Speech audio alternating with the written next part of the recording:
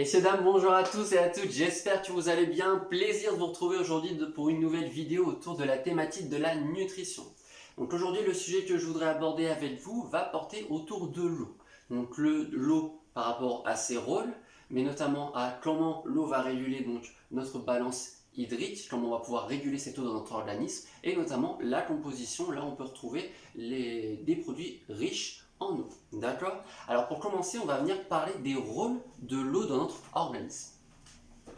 On va venir commencer par un petit schéma que je vais vous proposer. Donc, ici, vous avez la représentation de notre corps. Ainsi, l'eau va avoir différents rôles dans notre corps. Il va venir tout d'abord composer notre sang. Mais l'eau aussi va permettre donc de transporter les déchets, notamment d'évacuer les déchets. L'eau va permettre aussi le transport des nutriments, donc par le sang. Donc, il va permettre le transport des nutriments à nos différentes cellules et nos différentes cellules vont pouvoir bien travailler à la suite. Et enfin, l'eau va permettre de réguler notre température corporelle. La composition en eau de notre corps va ainsi représenter pas moins de 60%.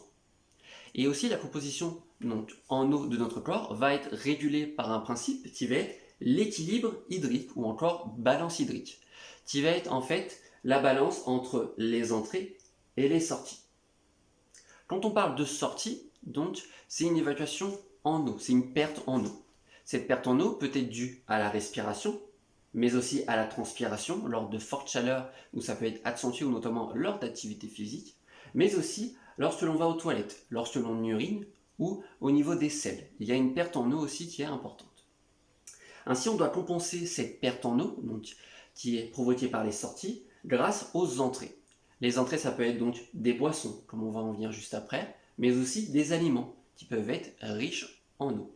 Et enfin, on a aussi le mécanisme du métabolisme qui va permettre de créer des molécules d'eau.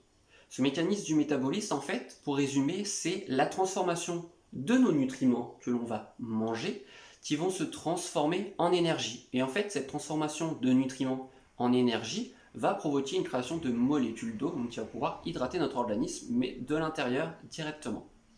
D'accord? Alors, donc, comme je vous l'ai dit, la composition en eau de notre organisme va être permise grâce au principe de l'équilibre hydrique, donc l'équilibre entre les entrées et les sorties. Ainsi, comme je vous l'ai dit, l'eau est apportée essentiellement par les boissons. On recommande de boire 1,5 litre à 2 litres par jour. Donc, les boissons, ça peut être l'eau plate, l'eau gazeuse, l'eau pétillante, mais aussi les boissons chaudes, comme le thé, les tisanes, le café ou encore les soupes et les bouillons. Mais il y a aussi certains aliments qui sont composés et qui ont une composition importante en eau, notamment les légumes à environ 90%. Les fruits qui vont être riches à environ 85%. C'est une moyenne. Sinon, ce n'est pas tous les fruits ou les légumes sont composés à ce tel pourcentage d'eau, mais c'est une moyenne. Et souvent, on sait que les fruits et légumes ont une composition importante en eau.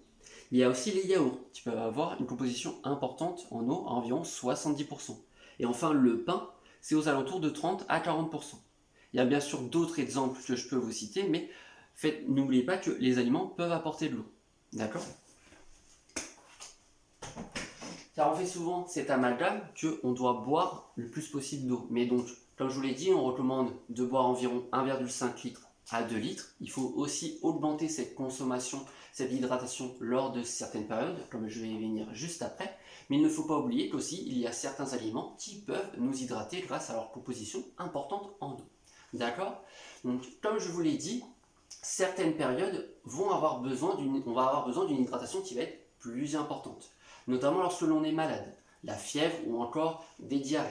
Ça peut provoquer une perte importante en eau, notamment au niveau des selles. Donc là, il va falloir penser à bien s'hydrater, notamment avec des eaux qui sont riches en minéraux. On va continuer aussi dans certaines périodes de forte chaleur, notamment en été, où là aussi, il faut penser à bien s'hydrater.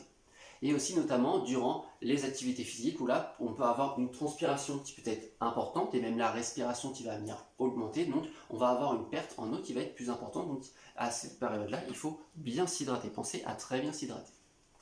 Mais alors la déshydratation, donc c'est, comme je vais vous l'expliquer, c'est une sortie, ce sont des sorties qui sont plus importantes que les entrées. Donc c'est pour ça, comme je vous l'ai dit, il est important de bien s'hydrater. Et la déshydratation va provoquer différents symptômes. Ça peut être donc tout ce qui va être Ça peut être trouble de la vue, de la fatigue, la bouche qui va être sèche et notamment aussi au niveau de la peau qui rebondit un peu moins. Mais ça peut vous provoquer aussi des vertiges, comme je vais vous l'expliquer juste maintenant. Donc, quand on est déshydraté, peut avoir un symptôme qui peut être le vertige, notamment quand on passe de la position allongée à la position debout. Donc, je vais vous expliquer un peu ce phénomène. Prenons une personne qui est bien hydratée. Vous voyez, donc, lorsqu'elle est en position allongée, l'eau vraiment irrigue la totalité de son organisme. Et lorsqu'elle passe en position debout, l'eau toujours va bien irriguer l'essentiel de son organisme, du haut vers le bas. Maintenant, on va prendre le cas d'une personne déshydratée, qui va être en position allongée, donc la totalité de son organisme va être hydratée, va bien être irriguée, et lorsqu'elle va se mettre debout, on va avoir en fait une diminution de l'irrigation, notamment au niveau du cerveau. Il n'y a plus totalement de sang au niveau du cerveau, mais il y a une diminution de cette irrigation. Pour quelle raison? C'est que, comme je vous l'ai dit tout à l'heure en début de vidéo, l'eau fait partie de la composition du sang. Et si on est en déshydratation, la volémie, donc la quantité globale de sang, va diminuer, donc il va y avoir moins de sang au niveau de notre circulation sanguine, donc au niveau de notre organisme, et il va y avoir moins d'apport en oxygène, notamment en nutriments au niveau de nos différents organes, et notamment au niveau de notre cerveau, lorsqu'on va venir se relever, ce qui peut provoquer des vertiges. Bien sûr, la déshydratation n'est pas la cause ultime des vertiges, ça peut être pour d'autres raisons de santé, mais la déshydratation peut en faire partie, d'accord? Et enfin, dernier point que je voulais parler avec vous sur la thématique de l'eau, ça va être des différentes boissons. Tout à l'heure, je vous ai parlé donc des thés, des tisanes, mais à forte consommation, ces boissons peuvent être diurétiques, c'est-à-dire qu'elles donnent envie d'uriner. Donc on va uriner plus souvent, donc comme je vous l'ai dit, là ça va venir déréguler notre équilibre hydrique. On va avoir des sorties plus importantes que les entrées. Donc le thé et le café, on fait attention aussi à la consommation. Il y a certaines d'autres boissons aussi, comme l'alcool et aussi les boissons sucrées, les sodas ou encore les jus de fruits qui sont très riches en sucre ou en alcool, qui vont provoquer une déshydratation au niveau de notre organisme. Donc là, je vous n'interdis pas de boire ces différentes boissons, mais faites attention, buvez avec modération, notamment en cas de forte chaleur ou d'activité physique. Préférez de l'eau essentiellement pour vous réhydrater au départ. D'accord, messieurs, dames? Donc, j'espère que cette vidéo vous aura plu. Si certaines thématiques vous intéressent, n'hésitez pas à me laisser un commentaire ou à m'envoyer un mail pour me proposer des sujets pour que je puisse vous en parler en quelques minutes, vous expliquer donc le sujet en quelques minutes. Donc, n'hésitez pas à laisser un commentaire ou à m'envoyer un mail. Sur ce, messieurs, dames, je vais vous laisser. Je vais vous souhaiter une très bonne fin de journée et surtout, on se retrouve très vite pour une nouvelle vidéo autour de la nutrition. Bonne journée à vous!